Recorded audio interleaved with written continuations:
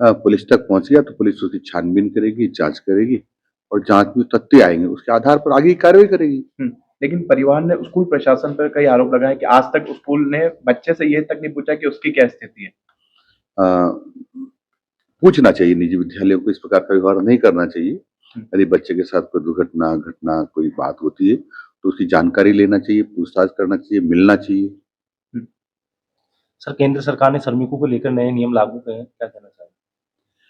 हमेशा केंद्र सरकार श्रमिकों के लिए तो विशेष रूप से उनकी चिंता करती रहती है। आपने देखा होगा पहले भी श्रमिक कल्याण बोर्ड के माध्यम से कई इस प्रकार की योजनाएं लागू की थी। उसमें उनके पढ़ने वाले बच्चों के लिए छात्रवृत्ति है, उनके कोई कमाने वाला कोई एक्सपायर हो जाता तो उसके लिए बीमा करवाया जाता है, इसके लिए पर्याप्त धन उससे मिलता है। उनकी बेटी 18 साल की हो जाती है और पढ़ रही है तो उसको 75,000 रुपये मिलते हैं। ऐसे अनेक प्रकार की योजनाएं हैं। अभी उसमें और संशोधन किए हैं और उसमें प्रगाढ़ता लाने की कोशिश की है कि अधिकांश मतलब अधिकाधिक लाभ और कैसे मिल सकता है, उनकी सुरक्षा की चिंता कैसे की जा सकती है, इसकी चिंता की गई और रोजगार में मिनिमम वेजेज की गारंटी दी गई। सर, धर्मांतरण को लेकर के देखो, मैं राजस्थान सरकार के हमारे मुख्यमंत्री श्रीमान भजन लाल जी शर्मा, उनको बधाई देना चाहता हूँ। हिंदुस्तान में सबसे मजबूत कानून बनाया है राजस्थान की विधानसभा में बिल ला करके और जिस पर माननीय राज्यपाल महोदय ने भी मोहर लगा दी। अब कोई धर्मांतरण की गतिविधियां करेगा और ये सिद्ध हो जाता है जांच में तो उनको आजीवन कारावास तक की सजा का प्रावधान है। 50 लाख रुपए तक का जुर्माना है और जो बिल्डिंग धर्मांतरण के काम ली जाएगी या जहां होगा उसको नेस्ताभूत भी किया जा सकता है।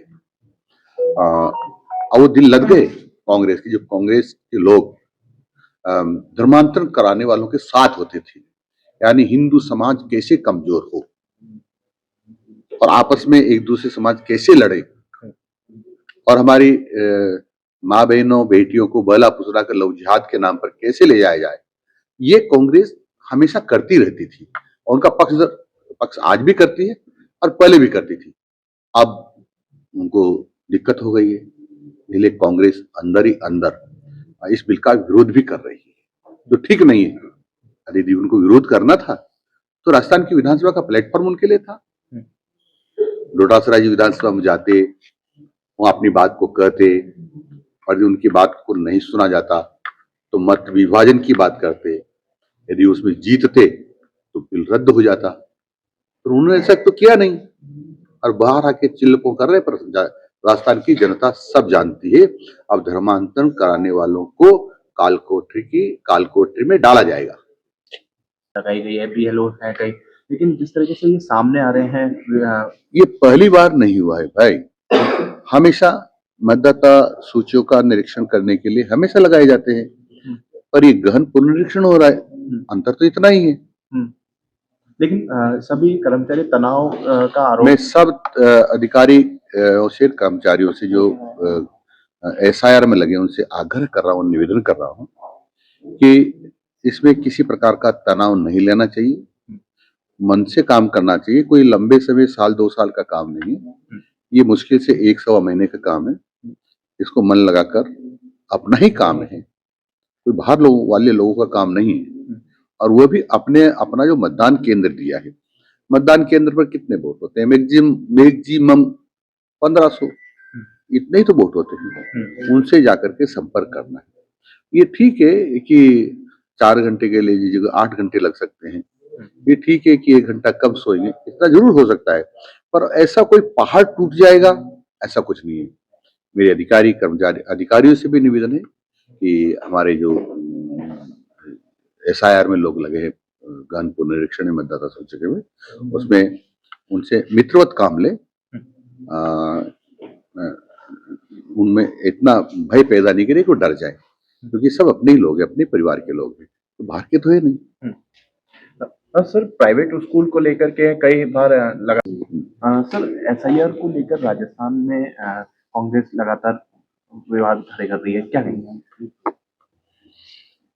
एसआईआर कुछ नहीं है, मतदाता सूचियों का विशेष गहन परीक्षण है। ये होना ही चाहिए ताकि कोई बोगस मतदाता, गलत मतदाता न रहे। एक मतदाता के दो जगह, तीन जगह नाम न हो और सबके वाजिब लोगों के सबके नाम हो, इसलिए मृत लोगों के नाम कट जाएं, तो ये होना ही चाहिए। परंतु क्यों नहीं क्यों हो हल्ला कर रही है कांग्रेस? मुझे लगता है कि इन्होंने शायद कुछ बांग्लादेशियों के, पाकिस्तानियों के या चोर उच्चकों के कहीं ऐसे नाम लिखवाए होंगे, इसलिए इनको डर लग रहा है कि वो नाम कट सकते हैं और इसलिए घबराहट है। क्योंकि कहता ना कि चोर की दाढ़ी में तिनका, तो इनकी दाढ़ी में ये सब तिनका जैसे चोर की दाढ़ी में होता है। सर जिस तरीके से जी सर, अब राजस्थान के सभी विद्यालय में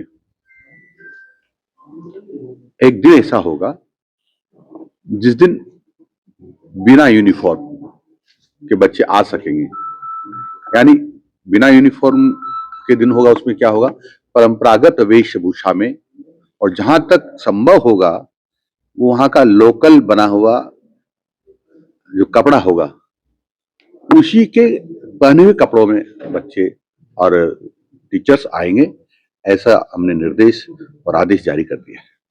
तो ये प्राइवेट है और दो सभी अभी हमने सरकारी विद्यालयों के लिए आदेश जारी किया है। ठीक है।